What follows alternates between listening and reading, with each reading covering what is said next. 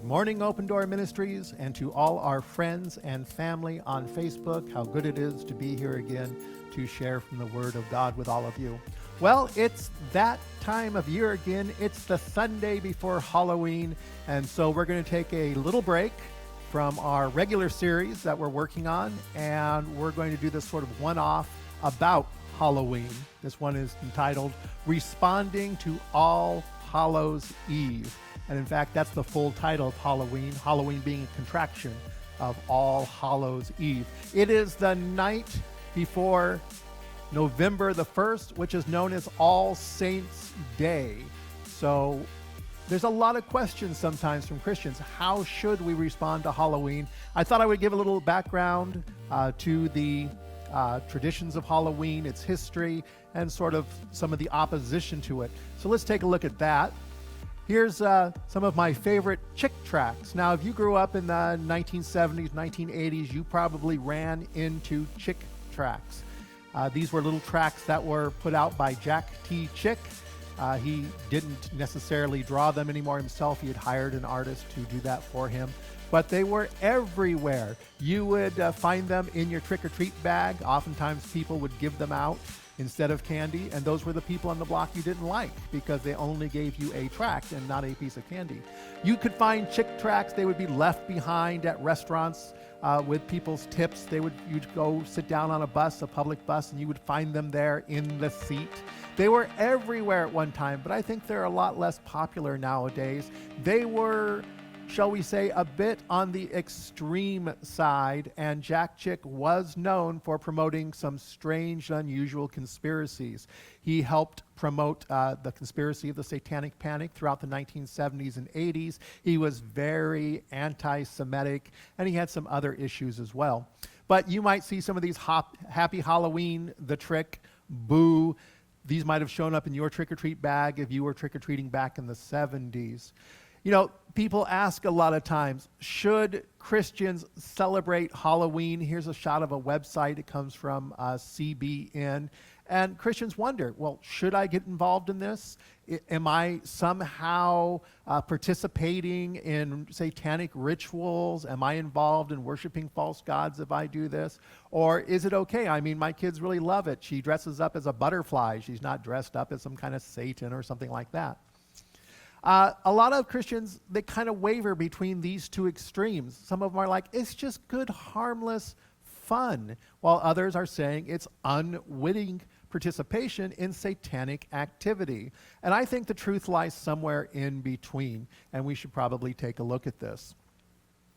Now, the origins of Halloween are Celtic in tradition and have to do with the observing the end of summer and sacrifices to gods in the Druidic tradition. In what is now Britain and France, it was the beginning of the Celtic year, and they believed Samhain, the Lord of Death, sent evil spirits abroad to attack humans who could escape only by assuming disguises and looking like evil spirits themselves. The waning of the sun and the approach of the dark winter made the evil spirits rejoice and play nasty tricks. Believe it or not, most of our Halloween practices can be traced back to these old pagan rites and superstitions. How much of this is true and how much is it not? Well, let's take a look. Here's a little chick tract for you. It's Boo, and it's one of those tracts that I received as a kid, and there's a little craziness involved in this one. Let me point it out to you. Here's a couple of cartoon panels from it. It says that October 31st was a night of terror called Samhain. That night, the Druids went house to house taking victims for human sacrifice. In exchange for the victim, they left a jack-o'-lantern, which was supposed to protect the home from demons that night. I don't know where Jack Chick got his information exactly. He had 2 or 3 different advisors that I'll talk about a little bit later who gave him this information, but there's a lot of misinformation in this particular thing. First off, let me point out that the Druids were suppressed by the Roman emperors and were extinct as a religion by 600 CE. So they weren't around in modern times. And the idea that they left jack-o'-lanterns or pumpkins is kind of silly, because pumpkins were a New World product and weren't introduced to Europe until the 1400s at the earliest. So there is no way that Druids carved jack-o'-lanterns out of pumpkins and left them on people's doorsteps. So again, we need to be very careful about where we're receiving our information about Halloween and other accusations of satanic activity. So much information during the 1970s and the 1980s about the Satanic Panic were simply incorrect and fabricated by people who were making money off of it. Carving jack-o'-lanterns for Halloween wasn't common in Ireland until the 1800s. So accusing Druids of doing this behavior centuries after they no longer existed is a bit of a lie. Now, the story presented is indeed false, and truth is very important to us. As Christians, we stand for truth. And yet there are many false teachers, false prophets, people who want to use the church to make money. And they find that these kind of stories help people empty their pocketbooks. Oh, we got to fight against Satanism. We need to fight against paganism. We need to fight against these child pedophiles who are kidnapping children on Halloween night. Donate to my cause right now. Buy my book. Buy my CD. Buy my pamphlets. And they're just fleecing the flock. And we need to be very careful about just accepting the kind of information that comes in. We need to be skeptical and we need to be critical of information. Just because we like what it says, just because it attacks a group we dislike, we should not be accepting it without checking it out first. As Christians, if we present false scare stories as the truth, it damages our witness to the world. Now, online, I belong to a lot of different online groups, and I get involved in a lot of different discussions. And sure enough, over and over again, things like the chick tracts come back up because it has damaged the Christian witness. Somebody will say, well, I remember as a kid, this is what they taught me. And then as an adult, I found out it was a total lie. It was a total fabrication. And so they throw the baby out with the bathwater and say, well, all of Christianity must be a lie because they promote these kind of lies. When in reality, we have a lot of people in Christianity who promote sensational stories for profit without promoting the truth. And as Christians, we stand upon the truth. If we can't be trusted to tell the truth about things like Halloween, how can we be trusted and believed when we begin telling about the resurrection of our Lord Jesus Christ? Here's another chick tract. It's called The Trick. Let's take a look at this one. Here's a couple of cartoon panels from it. It says, in order to obtain more blood for our master, some of you will continue planting razor blades, crushed glass, pins, etc. in various treats. The total sacrifice will be obtained again by injecting our special poisons and drugs into the treats. Our father Satan also wants to bring many more children under his guidance and care. This year, we will concentrate more on the special incantations needed to place curses on the treats, which will influence the children eating them. And I read this and I'm just like, really? You've got to be kidding. Let's look at a few facts. When we start talking about the urban legends of things like razor blades and apples and pins and needles and treats, they're exactly that, urban legends. After a great deal of research and study, our federal government, the FBI, came out with information that simply said, this doesn't happen. And yet, kids, for years, and I can remember this, you weren't allowed to touch your candy or eat your candy until your parents had checked it, make sure that nothing had been tampered with. There were even hospitals offering free x-rays of all your candy to make sure it hadn't been tampered with. And yet there was no evidence of any kind of tampering. Of the 2 cases of Halloween being tampered with, in both cases, the parents of that child had actually poisoned or tampered with the candy themselves to harm their own child and tried to get away with killing off their own child. But as for a widespread phenomenon, it simply doesn't happen. And again, here we have this story of untruth being passed off as truth. And as it comes for cursed Halloween candy, I'm going to direct you to my blog site. I got a whole blog on there. There's also a video blog that will show you and talk about this whole idea of cursed candy. If this were true, we wouldn't be eating Halloween candy at all. But you can take a look at that. I'll let you look at that a little more in depth. Let's talk about the Satanic Panic of the 1970s and the 1980s. We don't know why. All of a sudden, it just broke out towards the late 1960s. We began to see more movies and more interest in this. In the 1970s, it went big business. And if any particular reason why sort of some of these darker themes, some of these images, some of these theories began to come about, I would say it had to do with profit. It had to do with money. You always should follow the money trail in these kind of situations. You know, beginning back in the late 60s, you had movies like Rosemary's Baby that sort of had this satanic twist to it, and it made good money. And so, of course, movies like The Exorcist followed. And more these themes began to show up in our movies because people wanted to see them. They wanted to be scared by these things. It's just like throughout the 1980s and into the early 90s, slasher flicks were very popular. It starts off with, you know, Jason and Freddy, and pretty soon you have nothing but a whole series of slasher movies because they were so popular and they made so much money. So when we're talking about the Satanic Panic, one, we have this theme beginning to show up. It's making a lot of money, so other groups begin to incorporate some of the symbolism of what was known as Satanism at that time, pentagrams and things like that. So a lot of heavy metal groups would put these on their album covers because it attracted young people. They were interested in the same topic, not because they were trying to indoctrinate young people. It just made money. There was a lot of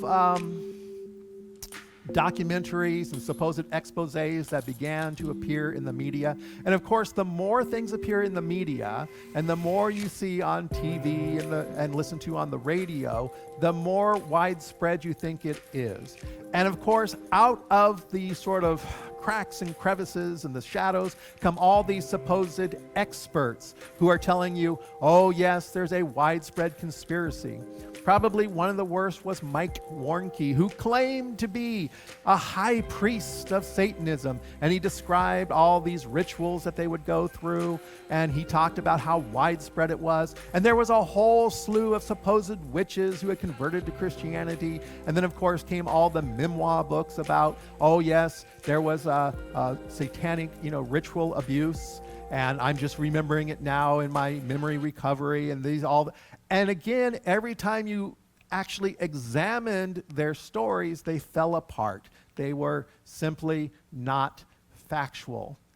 But of course, we forget about all those and we've moved on to other things. Nowadays, it's QAnon, and it's just a recycling of the same old satanic panic and even slander that goes back even further. The whole idea of a certain group, no matter who you're talking about, of kidnapping children, torturing children, sexually abusing children, eating children, all for Satan, goes all the way back to the ancient Roman times. In fact, Christians were accused of this in the ancient Roman times, that we were the original receivers of this particular slander against us, that we were kidnapping and torturing and eating children. The Jewish people have been accused of this. And you can go throughout history and begin to look and see that every group that becomes a threat to somebody, this same old piece of slander happens. It's satanic, cannibalistic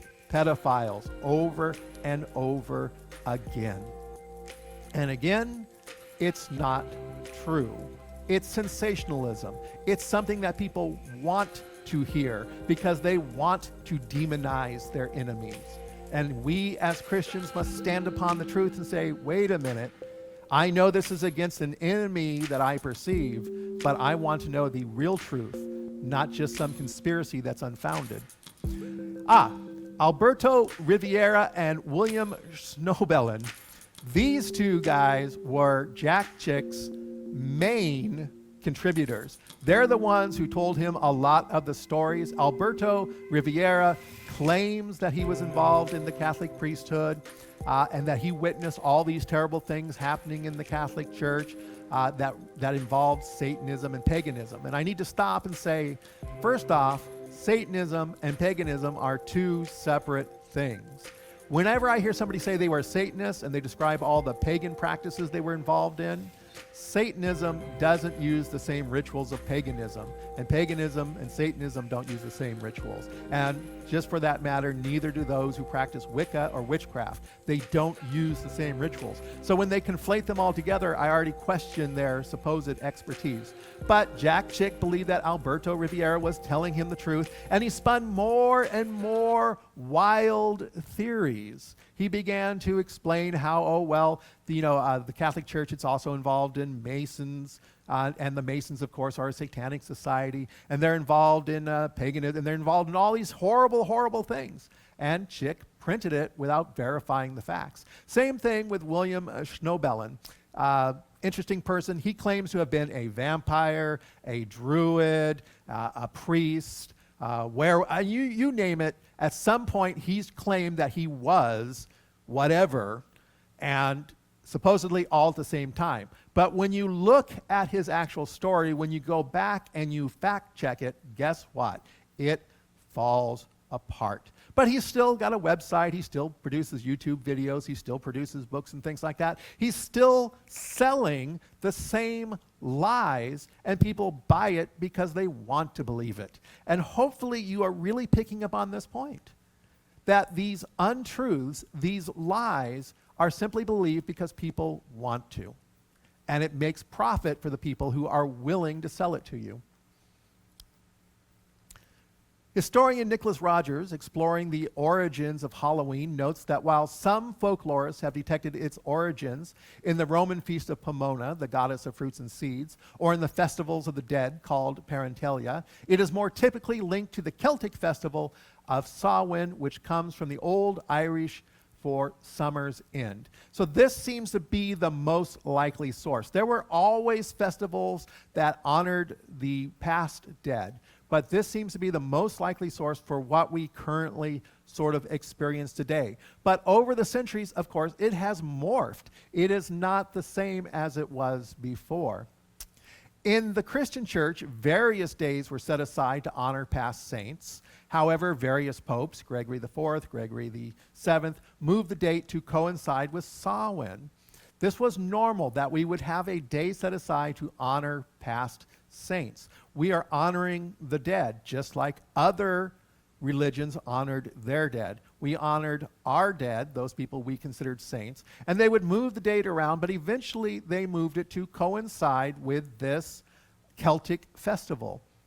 Jack Santino, a folklorist, writes that there was throughout Ireland an uneasy truce existing between customs and beliefs associated with Christianity and those associated with religions that were Irish before Christianity arrived. And this is one of the common things we see in Christianity. Even in the first century of Christianity, as it spread, many times it would pick up pieces and parts of the native religions that were already there and incorporate them. And by incorporating them, they would alter them and thus sanctify them. So many of the practices that we have in Christianity today are pagan in religion. It was common for Christians to take pagan symbols, like the fish, or to take pagan holidays, like the celebration of the winter solstice, and reclaim them for Christianity and to sanctify them and make them part of their own.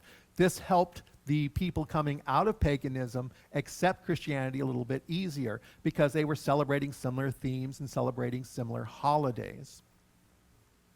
Christians took an old pagan festival and they repurposed it for Christianity, which has been what we've been doing for centuries. People then mixed old and new practices together. For example, the giving of eggs during Easter. Easter was an old fertility celebration and was there to celebrate fertility and to promote fertility over the next year. And of course, eggs are a symbol of fertility, as well as rabbits. So you can see where we get the rabbits and the eggs from. The Orthodox Church, of course, gives out eggs, and they color them bright red for the blood of Christ. So they're taking an old pagan tradition and they're repurposing it. Same thing with Christmas, that celebration of the winter solstice and the giving of gifts and the giving of parties. Oftentimes, at the winter solstice, there would be a gathering of family, and then there would be gifts and there would be parties, because many people during those ancient times simply didn't live through the winter. And it may be your last chance to see them. They didn't have the mobile society that we have today. We couldn't just hop on the internet and do a Zoom meeting or do a teleconference or something like that. So you may not actually see them when winter was over. They may pass during the winter. So oftentimes they gathered and they gave gifts and parties. And we, of course, repurposed that. And Halloween, the idea of wearing disguises, that became part of the Christian tradition. And I'll talk about some of the costumes and things a little bit later. So, trick or treat. Where did trick or treat come from? This idea of going door to door and getting candy. This doesn't have anything with druids collecting children and leaving pumpkins. This is probably from the practice that came from England, known as souling or soul cakes. It's a Middle Age tradition. What would happen is groups would go from door to door, and in exchange for a promise to pray for your beloved ones who had passed on, to pray for their soul, you would give them a cake. You would give them a small cake known as a soul cake. However, in Ireland, when a lot of the Irish began to come to the New World, began to come to America and immigrate here, the Irish tradition was a night of pranks. And so we see a lot of pranks. For those of you who like movies, if you've ever seen the movie Meet Me in St. Louis, it talks about the life of one particular family over a particular year, and it shows the different holiday traditions. You can see the pranking going on in this Irish family as they celebrate Halloween and some of the things they used to do. But eventually what happened is that the pranks got a little out of hand. And so in exchange for not pranking, they would offer candy. And this was an attempt to stop those pranks and redirect the behavior. So we get from sort of this tradition of soloing and this attempt to stop pranks more into this is why you need to buy a bag of 600 pieces of candy. And there are certain candies you should never buy because the kids don't like them and the adults don't like them and nobody will ever eat them. You know which ones I'm talking about, so don't be buying those. Jack-o'-lanterns and pumpkins. Well, in Ireland, originally they would carve up potatoes and beets and turnips.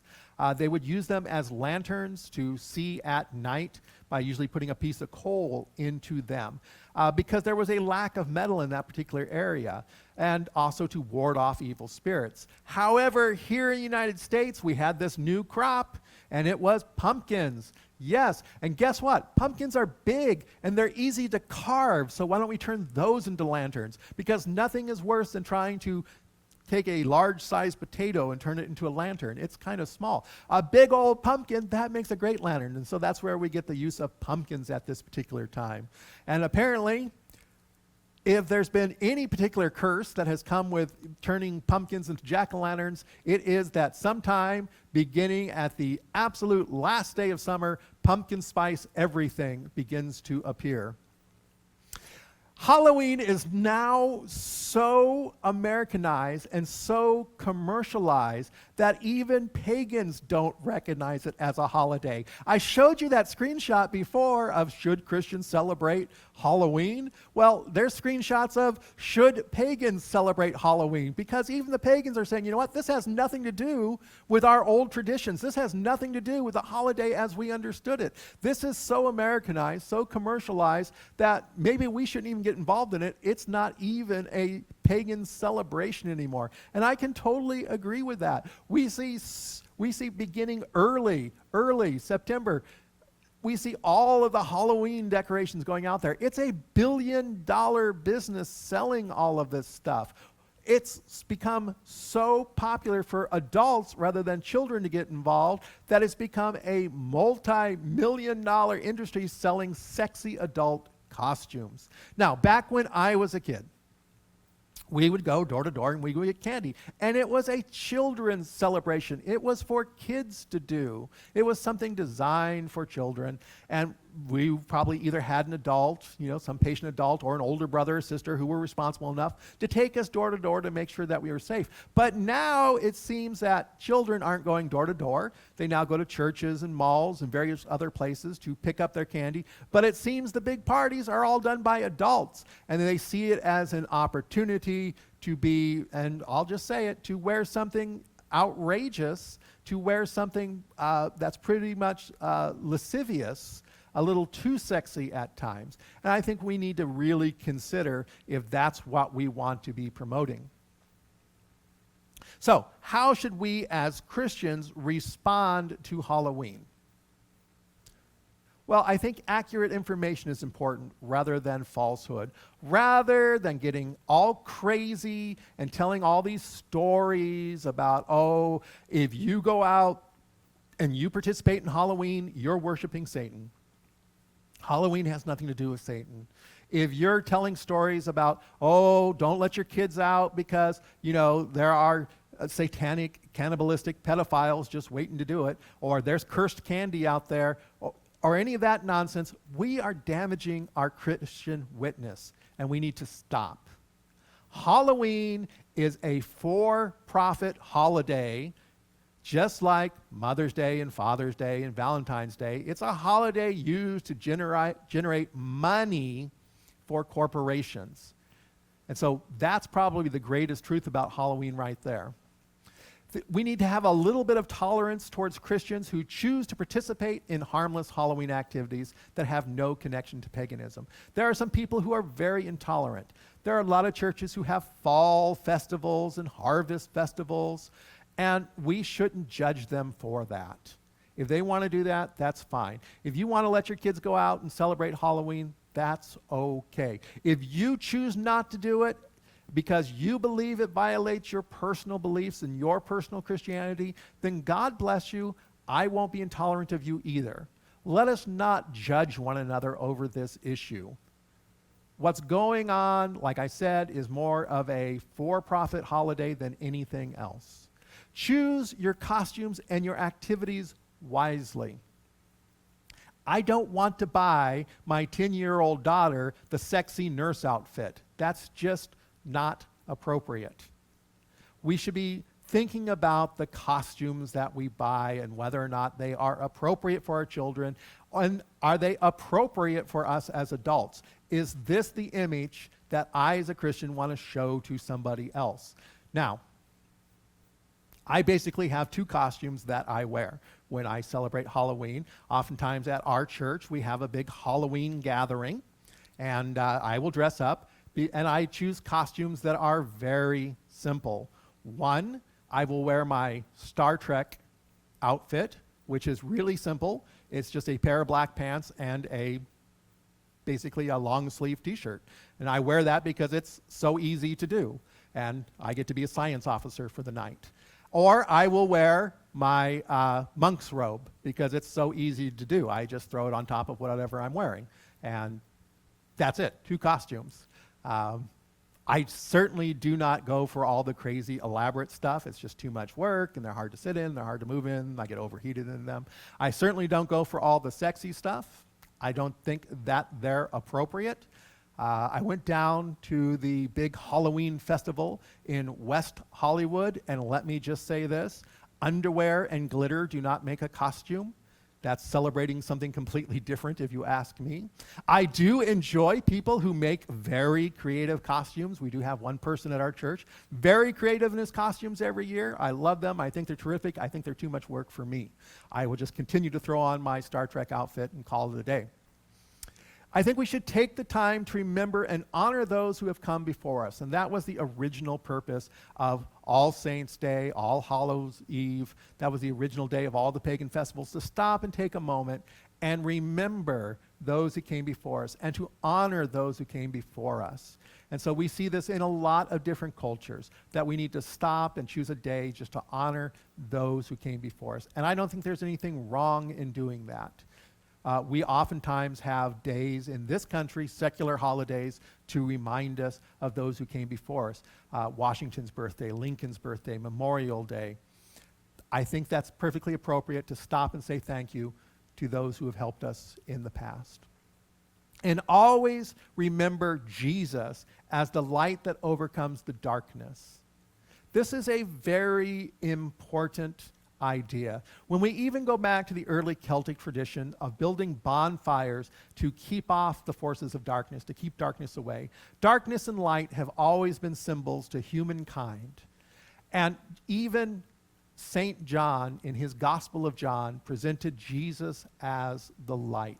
He is the one who drives evil away. And so we need to remember that Jesus is the light that overcomes darkness, that overcomes the forces of evil, that overcomes the forces of sin. But we also need to remember how he did it, by being willing to give up his own life. I want to share Psalms 27, verses 1 through 3 with you, because it's a beautiful verse about the Lord being our light and taking away the darkness. It says, "The Lord is my light and my salvation. Whom shall I fear? The Lord is the stronghold of my life. Of whom shall I be afraid? When evildoers assail me to devour my flesh, my adversaries and foes, they shall stumble and fall. Though an army encamp against me, my heart shall not fear. Though war rise up against me, yet I will be confident. Even though I walk through the darkest valley, I fear no evil. You are with me, your rod and your staff, they comfort me." That, of course, is from Psalms 23. Even though I walk through the darkest valley, we will not fear. I think when we look at Halloween, we need to be not afraid that as Christians, we can respond to it appropriately, and we don't need to fear that this Americanized, commercialized celebration of indulgence and sugar is going to somehow get us worshiping Satan. At this point, I believe it's more good, harmless fun, if done appropriately, than unwilling participation in satanic worship. So that's a wrap for this Halloween edition of Open Door Ministries. I'm glad that you could join us today. And until next time, may God bless you.